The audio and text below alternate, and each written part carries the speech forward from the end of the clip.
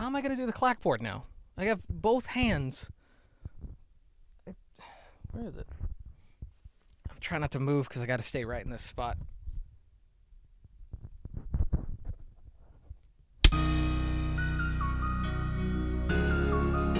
Alrighty, hey guys, FunnyGuyTimmy here to do not a mic review, this is a device review. First thing I gotta say, out of the gate, that this is a review of a device that was sent to me. I'm not paid, but they did send it to me for free for the sake of reviewing. Get that out of the gate.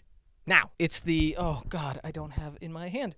Okay, this is kind of odd to do because I have, you can't see it, but there is just a bucket of wires at my feet because I'm not really using this how it's necessarily intended to be used, and I'll explain in just a second. So the device that we have here is this bad boy. I don't know how well you can see that, but it is the COMICA LinkFlex AD1. LinkFlex AD1 XLR interface. It's a preamp.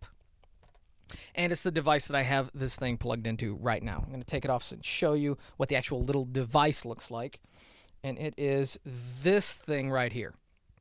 It is this little tiny, it's like smaller, it kind of looks like a very tiny pager for the older guys out there. Google pager. So it's this little thing that has the large cord coming out of it right there goes into the XLR dynamic mic. It does not provide phantom power, so you can't hook it up to like a shotgun mic. It has to be a dynamic mic like this. This is the ISK ICDM that I have it plugged into. And then it has a clip on the back, which I had clipped to my pants. It has a cord right there, a smaller cord that is going into my iPhone right now. So it has two settings. Again, I have no idea how well you can see that, but it's got two settings. It's got a switch. Well, it's three settings technically. It's off, smartphone, and DSLR.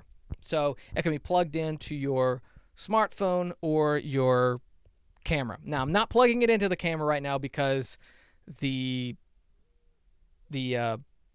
Blackmagic Pocket Cinema camera has notoriously bad preamps, and so I feel like it would really hurt the sound of this. It wouldn't sound as good. Actually, plugging it into my phone would give it a better shot of sounding good. It would actually give it a cleaner sound. So that's what I'm doing. I wanted to give you guys the best case scenario. So that's that, and so it's got that switch, and what's odd is I looked at it, and it looked like it would be powered with like a AAA or a AA or something like that, but it actually has that's the battery port right there, and it's got a very small battery.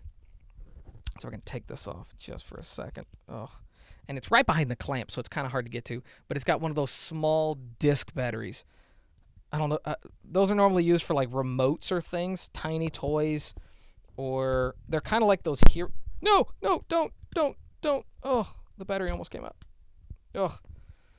See, that's the one. Okay, here's the first gripe out of the gate. This little clamp right here.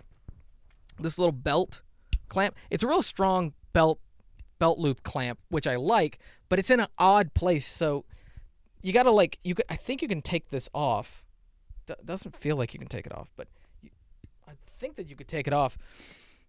But so when you take the battery cover off, you actually have to lift this kind of strong belt clip to actually get the thing back on, because it actually kind of prevents you from getting the battery cover back on. So I'm going to try to put this back there. Okay. So also the gain knob on the side of the device is cranked all the way up for my smartphone. I don't know why my voice cracked like that. For my smartphone. Now, when I turned it on to DSLR mode, DSLR mode, it was way quieter. It was way quieter. Turning it on to the smartphone, it was actually getting it was putting out a higher gain, higher levels, I think. So it's one of the reasons that I wanted to go with the smartphone. I wanted to find out what's its best case scenario. But the intention of this device is for plugging up to your camera and doing things like on the street, interviewing, or going to like conventions and stuff like that and doing interview that way. You can't use a shotgun mic. You can't use a large diaphragm. You can't use a small diaphragm. It has to be a dynamic. It has to be a handheld. Well, I guess you could use other kinds of dynamics, but it has to be dynamic. If it's a device that provides its own power, like I think some of the Rode mics you can put batteries in them. I think some of the Rode shotgun mics, I'm not positive. I guess you could use one of those if it's a microphone, a shotgun mic that provides its own phantom power. But if it's not and it requires phantom power, you cannot use this device. But let's talk about some of the things that I really, really like. I love the fact that it has live monitoring, zero latency monitoring. That's what I'm listening to right now. I'm listening to it the same way that you guys are listening to it, zero latency. I absolutely love that. The fact that that's a feature that's not found in that many devices is really bothersome, especially when you need to be able to live monitor, especially for any kind of device where you're needing to plug in a microphone and you're doing run and gun. You need to make sure that the levels are fine. You need to make sure that you're even getting a sound at all. So that's one of the things that I absolutely love. I also love the cable that this thing comes with. There is a real good amount of length. There is, I would say, 10 feet-ish, 10 feet-ish length. I could probably look at it in the manual, but I'm not going to because I'm lazy. I also really like the quality of the cable itself. It is actually really, really good. Another thing that I really, really like about this device is that it comes with a really, really nice case. I've said this before, and I'll say this again. I think Comica started out as a shipping and packaging company, like a company that made boxes and containers and pouches for things, because a lot of their products, the packaging, the thing that it comes in, is sometimes better than the microphone itself. It's crazy. And this also has a little belt loop on it. So you could, again, put this on your pouch, or you could strap this to the side of your camera or audio bag. That's insane, and this is really good quality.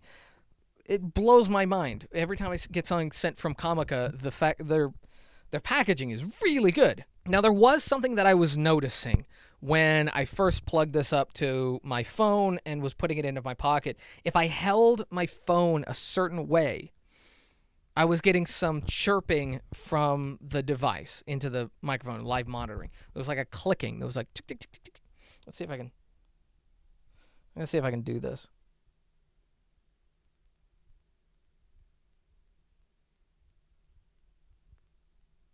Can you hear that? These tiny, tiny little taps.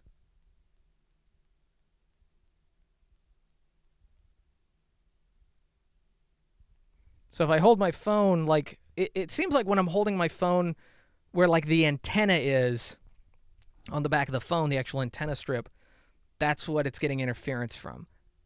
I don't know. But it is kind of weird. So this thing's not shielded that well from certain kinds of frequencies, I'm guessing.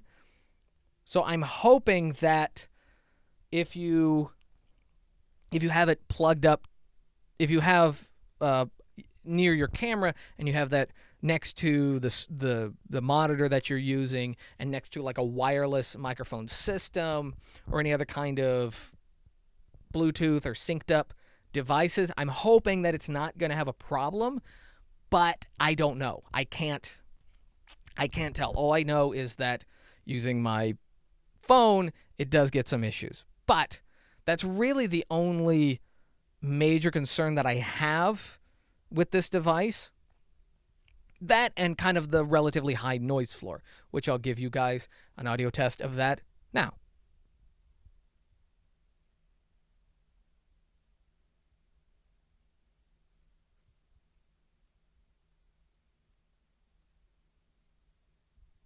There's kind of a lot of hiss.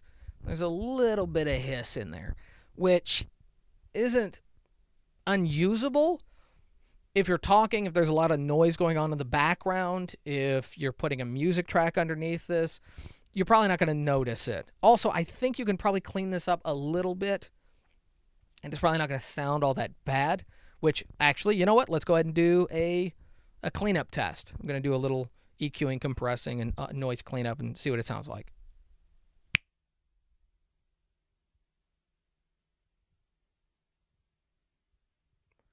Okay, a little better.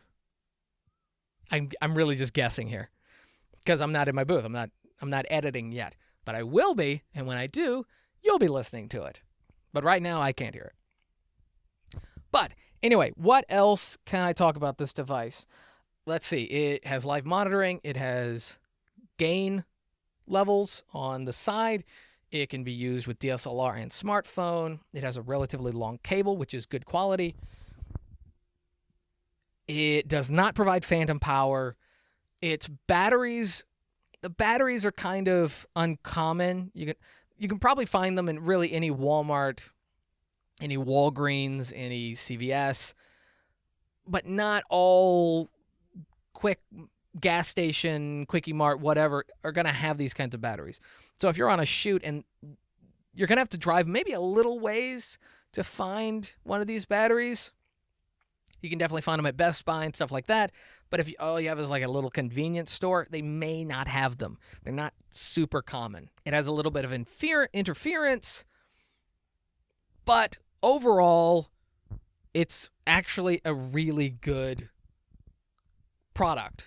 Again, every time I get a COMICA device sent to me, like, it just keeps impressing me more and more. And I'm not just saying that because they sent it to me for free, and thank you, by the way, but I am saying that because the first microphones I think I ever reviewed of COMICA were meh. But these ones that have been sent lately have been really good. Now, I don't remember the price offhand, because again, it was sent to me for free, basically, but the price is that right there. That's the price. The link to the microphone will, of course, be down in the description if you guys are interested.